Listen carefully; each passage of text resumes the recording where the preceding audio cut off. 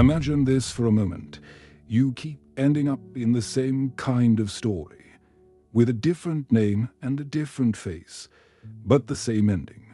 You get your hopes up. You feel like destiny finally remembered you, and without noticing, you find yourself small again, begging for crumbs of attention and wondering what's wrong with you. If this sounds familiar, stay with me, because today we're going to look straight at the invisible wounds that are quietly destroying your self-esteem. And from a Jungian perspective, you'll understand why this keeps happening and how you can start stepping out of that pattern step by step. Let's start with something very simple, but very uncomfortable. It's almost never your current relationship that breaks your self-esteem. The current relationship only awakens something that was already broken inside. And here comes the part almost nobody sees. Those inner wounds that make you feel today that you are not enough, that you don't deserve healthy love, or that you have to work twice as hard so you won't be abandoned. They didn't begin with your last relationship or even with your most intense story. They come from much further back, from your history, from your unconscious, from the way you learned to see yourself through other people's eyes. In Jungian psychology, when we talk about self-esteem, we're not just talking about feeling good about yourself. We're talking about the relationship between your conscious I, the ego, and something much deeper that Jung called the self, that inner totality that knows who you're beyond your masks, your achievements and your failures.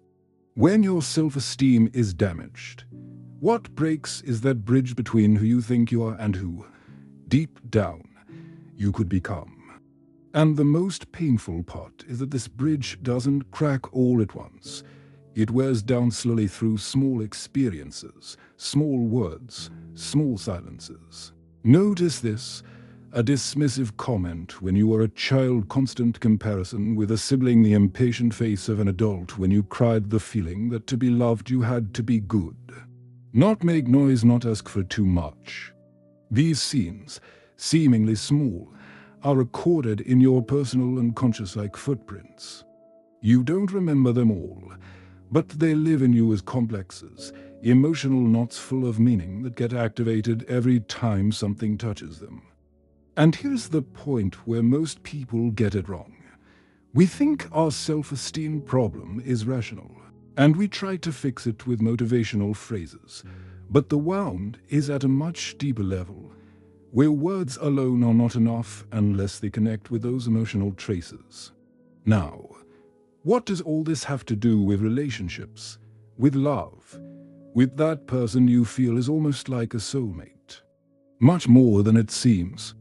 Because love is one of the unconscious mind's favorite stages to project, to throw outward what we struggle to face inside. Jung called projection the mechanism by which we place onto another person something of ours that we don't recognize as our own, our light, our shadow, our wounds, our deepest expectations. When someone appears in your life and seems too perfect, too special, or even too dangerous, it's very likely your unconscious is using that person as a mirror. The uncomfortable question is, what part of you are you seeing there?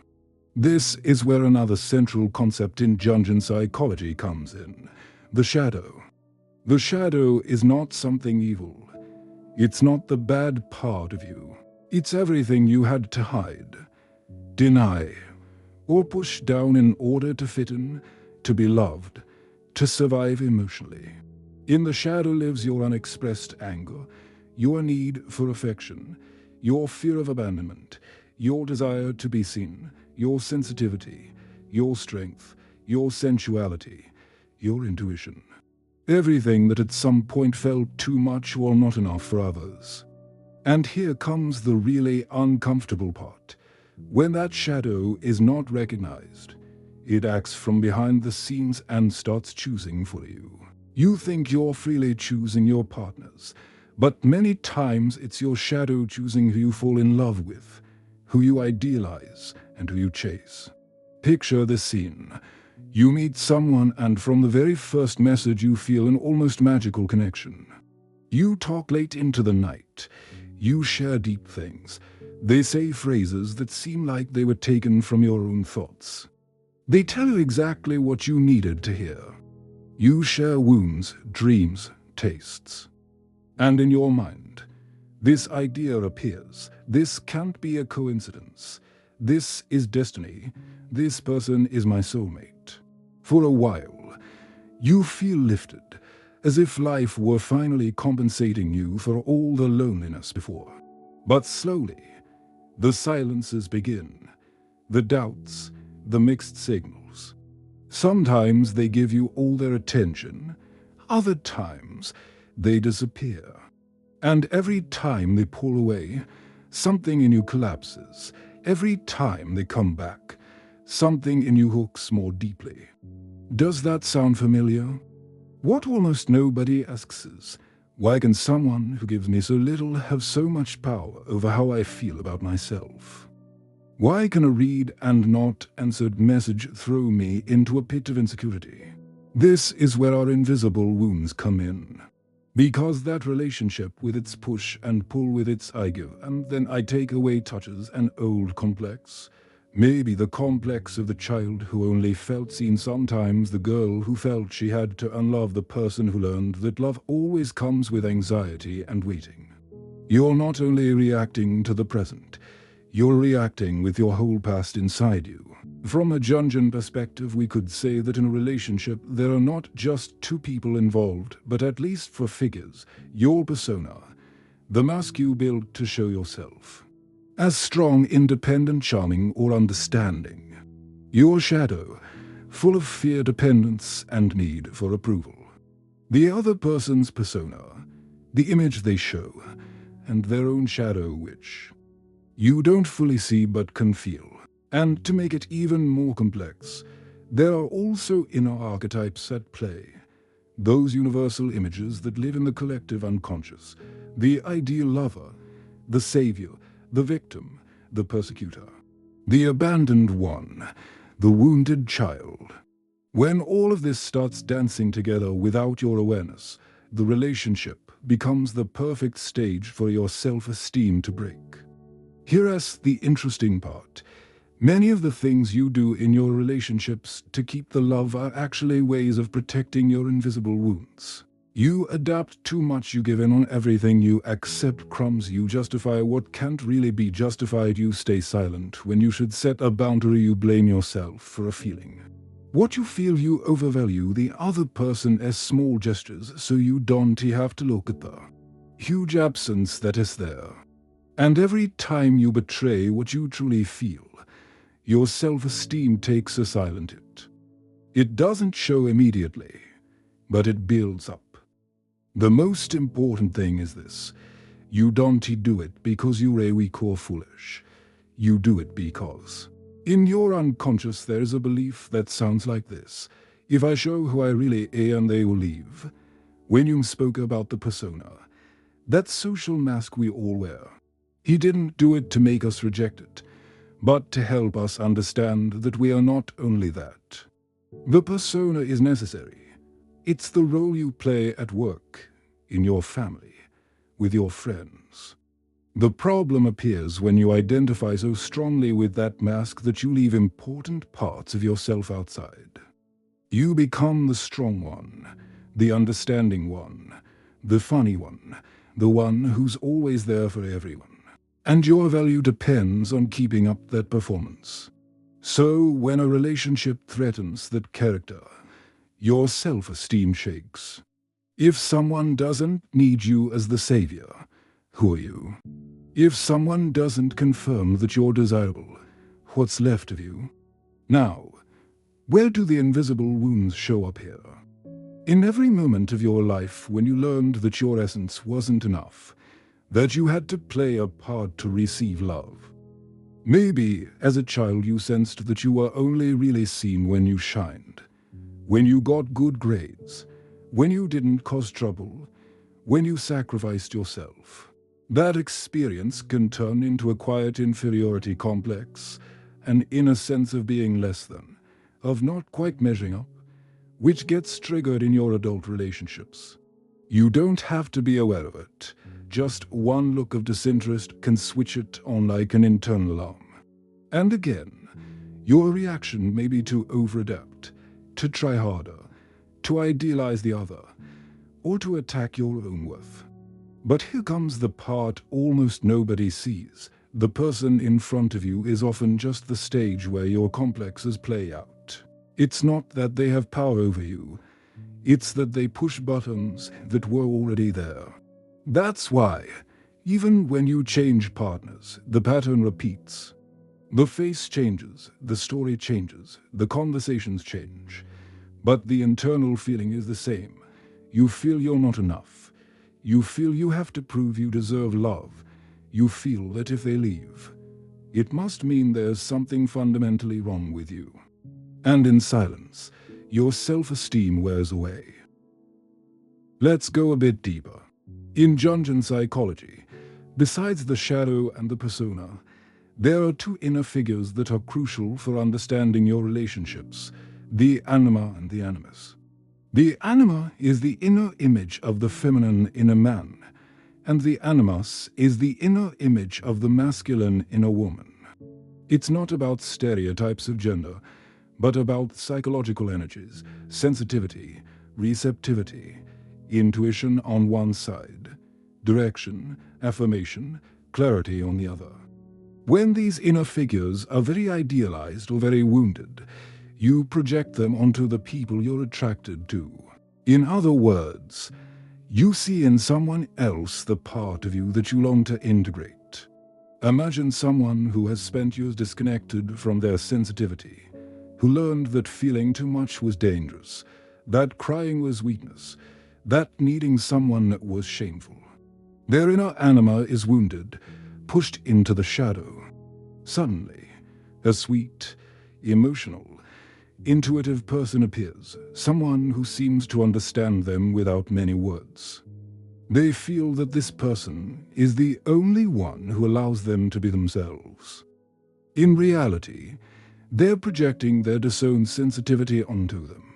In the same way, someone who is terrified of making decisions, who fears taking up space, might project their wounded animus onto a strong, decisive, clear person who seems to always know what they want. They cling to that person because, without knowing it, they're looking outside for the strength they don't give themselves inside. And here's the critical point where many people get lost. When the relationship with that external figure starts to shake, they feel like they're collapsing inside. It's not just a breakup, it feels like losing a piece of themselves. That's why self-esteem can crash so hard. Because instead of cultivating that strength, that sensitivity, that clarity within, they have placed it outside, in one particular person. Then any sign of distance, any silence, is lived as proof that they don't deserve that valuable part. If they leave, it's because I wasn't good enough. If they don't fight for me, it's because I'm not worth that much. If they don't choose me, it's because I'm not what they're looking for. And so, the invisible wound gets deeper. Up to this point, it might sound only painful, but there's something very valuable hidden in all of this. Your relationships, even the hardest ones, can become maps of your unconscious. Every time you notice yourself chasing someone who doesn't treat you well, every time you realize you're attracted to what hurts you, every time your self-esteem depends on a reply on your phone, you have a clear clue about where your wound is. What almost nobody does is stop and look at the pattern with curiosity instead of with judgment. Instead of saying I'm a mess, I always choose wrong, you could start asking, what part of me is seeking this? What complex is being triggered here? What piece of my shadow is trying to come to light through this relationship? At the core, the invisible wounds that destroy your self-esteem are deeply tied to a sense of not deserving. Not deserving unconditional love, not deserving respect, not deserving presence, not deserving to be fully seen. And when someone shows up who reinforces that idea, your unconscious says, "This I know.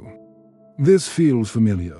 It's like walking through a hallway full of doors and, without realizing, always choosing the same one. The door of half-love, of eternal waiting, of emotional crumbs.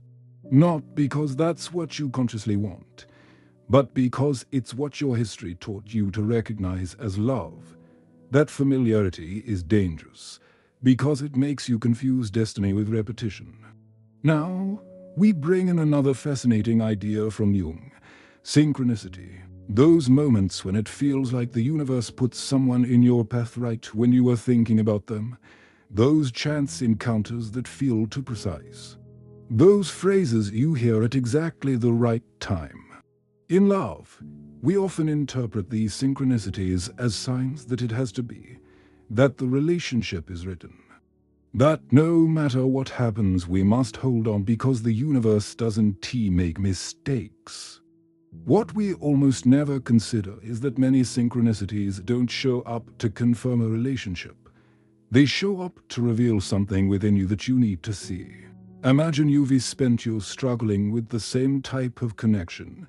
People who give you half, who don't commit, who offer just enough so you won't leave. You decide this time will be different, that you're going to take better care of yourself. And just when you're in that process, a person appears who magically fits all your wounds. They say they feel something special, but can't commit. They chase you intensely and then pull back. They promise and don't follow through. You ask yourself, why is this happening again now, when I was trying to change? There must be a meaning.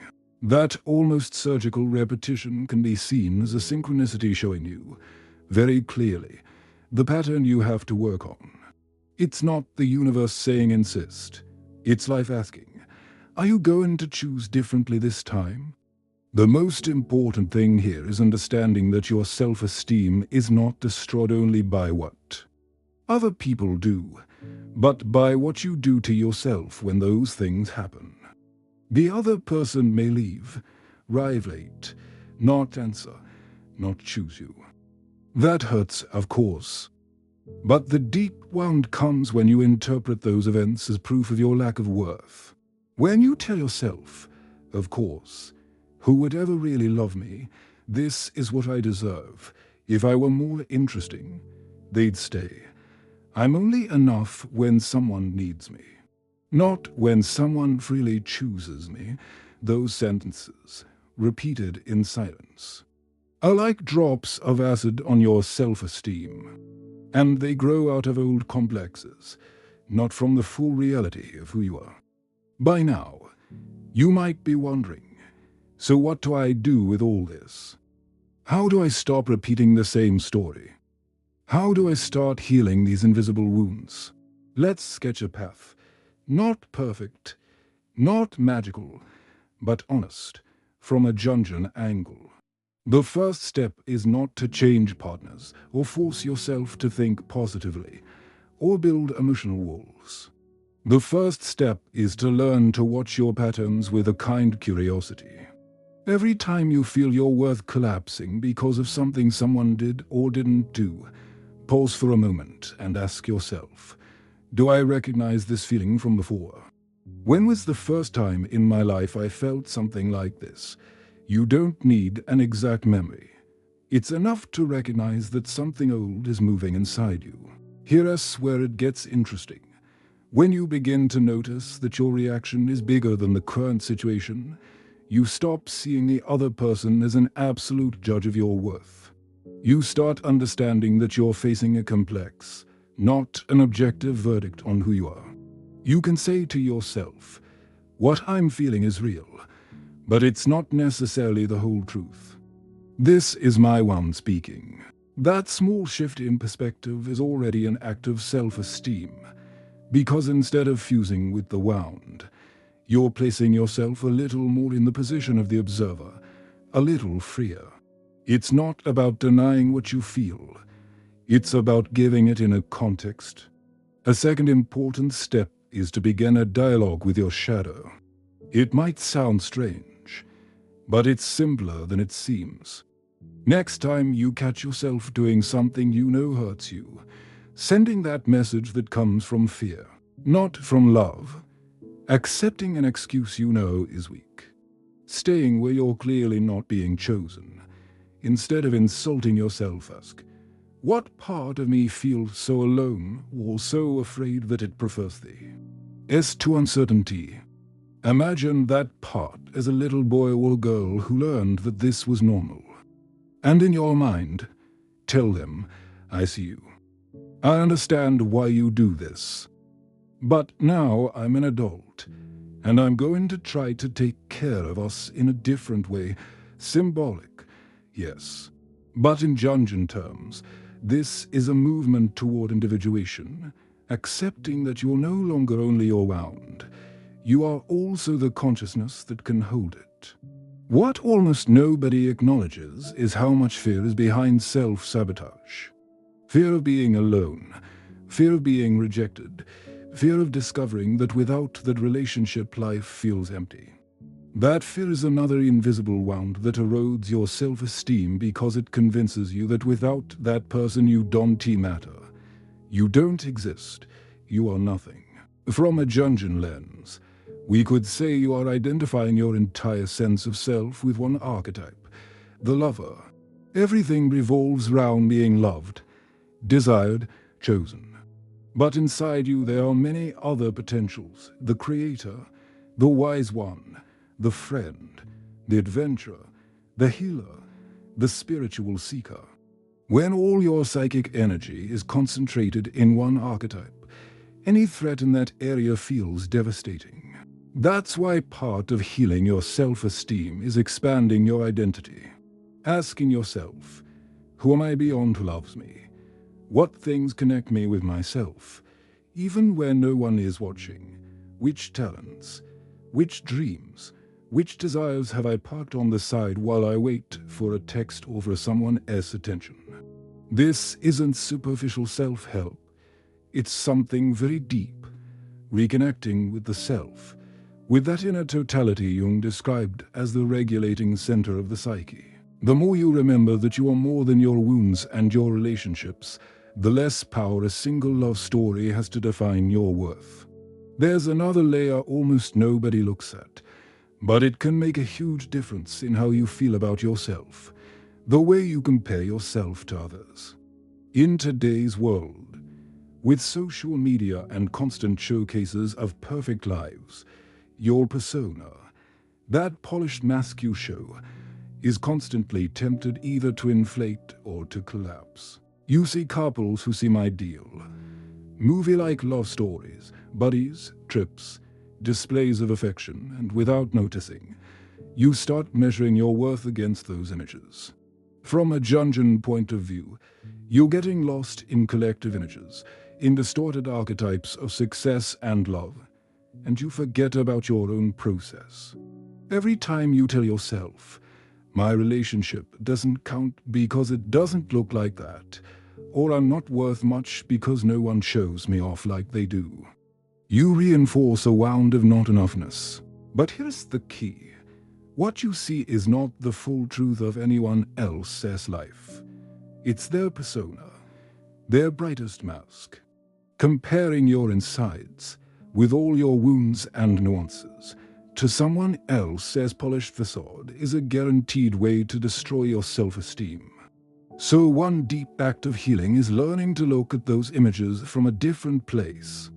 Instead of saying, I will never have that, you could ask, what part of me feels threatened by this? What meat of mine is speaking when I see this? And suddenly what used to be poison becomes valuable information about your personal unconscious. At the same time, you can start creating moments of no comparison, small spaces of silence, activities you enjoy just because you enjoy them, honest conversations where you're not competing over who has the most perfect life but sharing real vulnerabilities. From there, your worth stops depending so much on how you look and anchors more in how you feel with yourself. Now, I want to give you something very concrete you can do in the next 24 hours if you feel this is touching something in you. Tonight, before you go to sleep, take a few minutes and mentally replay a recent situation where your self-esteem dropped because of something someone did or didn't do. See the scene like a movie. Pay attention to this. What was the first thing you told yourself inside right after it happened? Maybe it was, of course, it always happens to me, or I'm not enough, or I should have been different. The first practical step is to write that exact sentence down somewhere, on paper or on your phone. Don't edit it, don't soften it. Write it exactly as it appeared. Then you're going to do a small Jung-inspired reframing. Right under that automatic sentence, write another one that includes your own, but doesn't turn it into a verdict about who you are. For example, if your phrase was "no one ever chooses me," you might write, "Right now it feels like no one chooses me, and that hurts, but this is the voice of my want, not the ultimate truth about my worth." If your phrase was "if they leave, it's because I'm not enough," you could change it to "if they leave, it says more about their limits than about my essence. My value isn't reduced to another person's decision. It's not about repeating empty affirmations. It's about bringing a little awareness into a place that used to be pure self-attack. If you do this honestly, this exercise starts to change the relationship between your conscious I and your complexes. You are no longer the child being told who you are.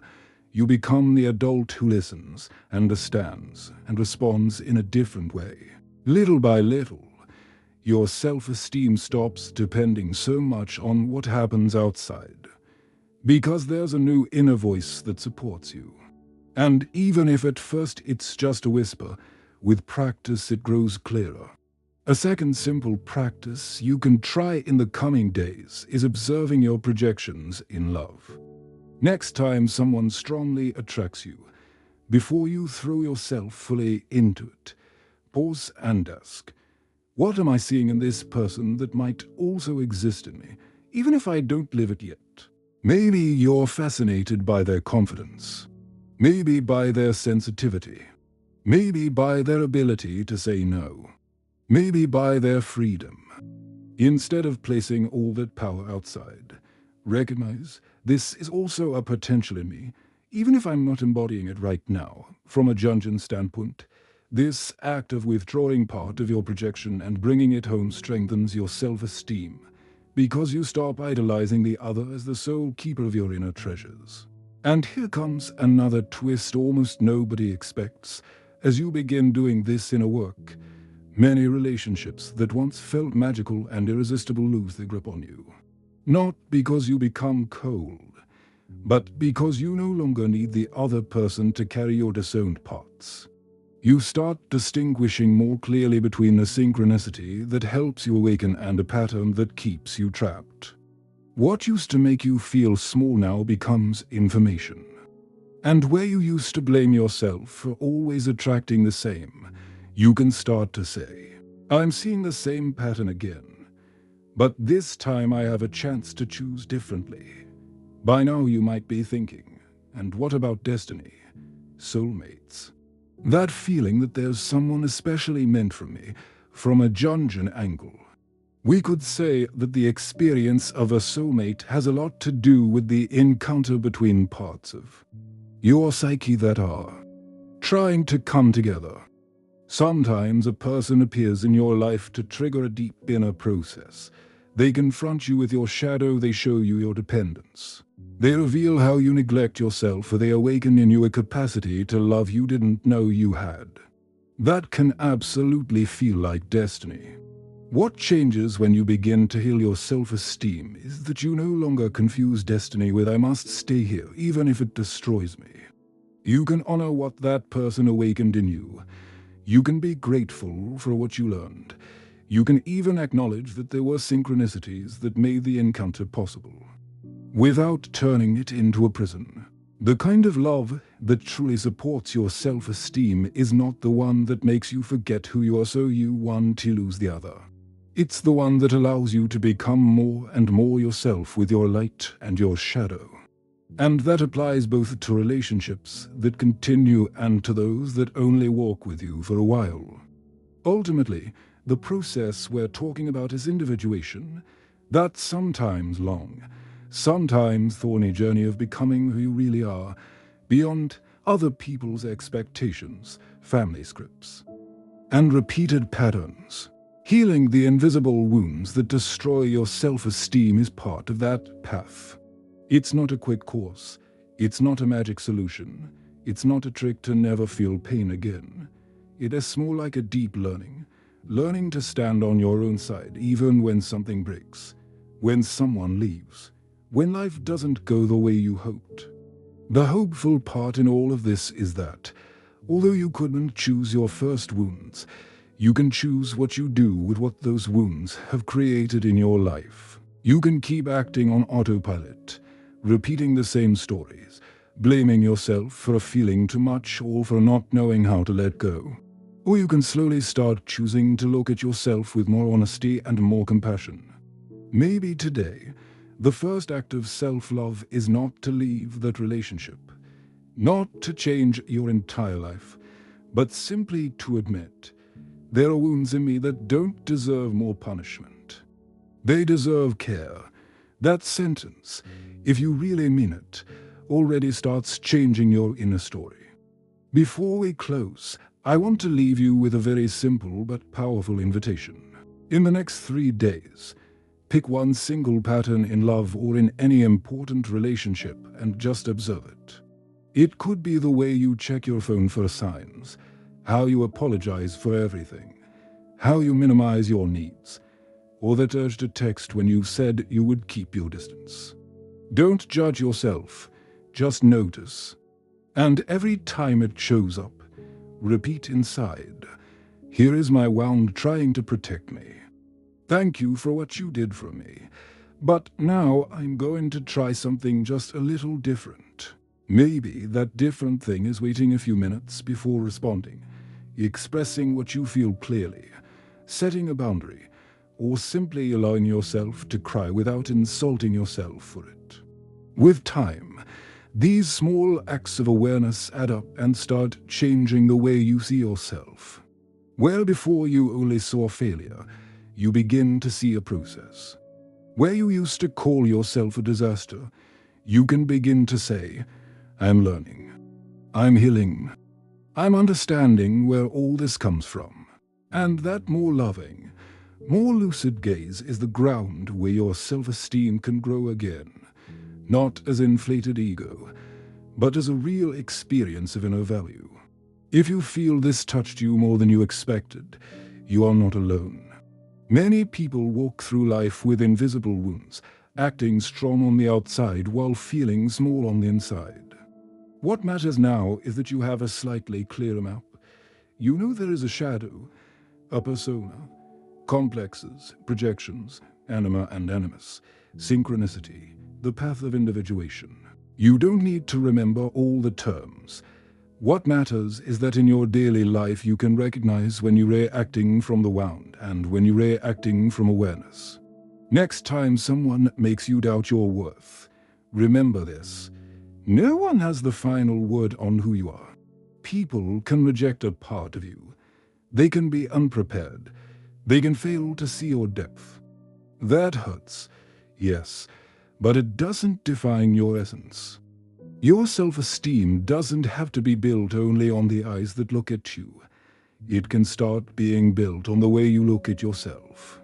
And every time you choose not to abandon yourself out of fear that someone else will abandon you, you are taking another step toward that version of you who knows they're enough, even when life doesn't constantly confirm it. If this message resonates with you, let it stay with you a little longer today. You might close this video and go back to your life, but there are sentences that can accompany you quietly, like a gentle reminder, "I am not only my wounds. My value doesn't shrink or grow depending on who stays or leaves. I can learn to love myself, also from my most broken parts." And if you want to keep going deeper into these themes, You're welcome to come back here. We'll keep exploring them together, step by step, honestly and with respect for your process. For now, hold on to this. Invisible wounds stop destroying your self-esteem when you stop hiding them from yourself. You don't have to show everything to everyone, but you can stop running from what you feel. That's exactly where your real inner work begins. And even if the road isn't easy, it's the only one that leads to that quiet peace of knowing that, with a partner or without one, with approval or without it, with answers or with doubts, you still have value, and that value no one can take away from you.